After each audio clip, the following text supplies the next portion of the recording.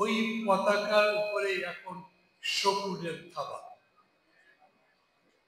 বিস্তারিত ব্যাখ্যা করবার দরকার নেই। দেশটা যে কোন দিকে যাচ্ছে সে নিয়ে প্রত্যেকটা মানুষ বিচলিত। অনেকে আমাকে প্রশ্ন করে, ভাই কি হবে? আমি বলি, কেন নির্বাচন হবে? বলে কিভাবে? কিভাবে বলা তো খুব মুশকিল। দুটো দল, আগে বড় দুটো দল ছিল, বিএনপি আর আওয়ামী লীগ। এখন আওয়ামী লীগ নাই, বিএনপি একক। আর বিএনপি একক বলে জামাত ইসলাম তাদের সাথে যে বন্ধুত্ব ছিল ওটাতে আড়ি দিয়ে আলাদা একক নির্বাচন করবার কথা ঘোষণা করেছে। বিএনপি বলছে তাড়াতাড়ি জাতীয় সংসদে নির্বাচন দাও, জামাত বলছে না, আগে স্থানীয় সরকারে নির্বাচন দিতে হবে।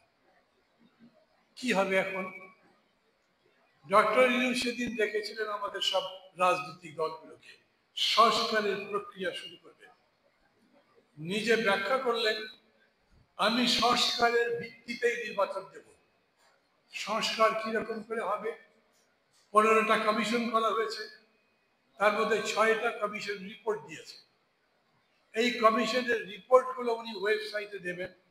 তার মধ্যে প্রস্তাব থাকবে কি কি সংস্কার করবেন। যেমন 4টা প্রদেশ বানাবো, দ্বিকক্ষ বিশিষ্ট পার্লামেন্ট করব, আনুপাতিক হারে নির্বাচন দেব, ইত্যাদি ইত্যাদি। দলগুলো বলবে কোনটা কোনটা সমর্থন করেন। উনি বলছেন 100টা প্রস্তাবের মধ্যে 98টা ভালো লেগেছে, টিক মার্ক দেন, রাইট চিহ্ন দেন। 2টা খারাপ লাগে, কেটে দেন। যদি নতুন কোনো পরামর্শ থাকে তাও লিখে দেন। এই প্রসঙ্গে আমি প্রথমেই আপনাদের বলি,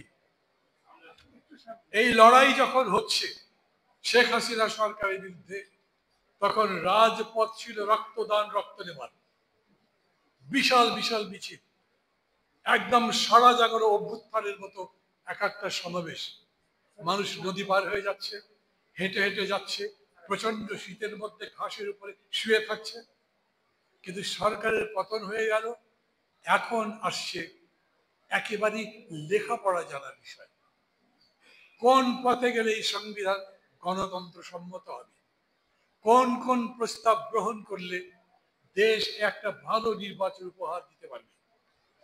এই জন্যই এখন আমি সামনে যাবো, ওখানে রাখবো। এই জন্যই এখন বুদ্ধিবৃত্তিক লেখাপড়ার রাজনীতি বেশি। আমি ব্যক্তিগতভাবে মনে করি এখন ছাত্রদের বেশি পরিমাণে অংশ নেওয়া উচিত, কারণ ছাত্ররাই তো লেখাপড়ায়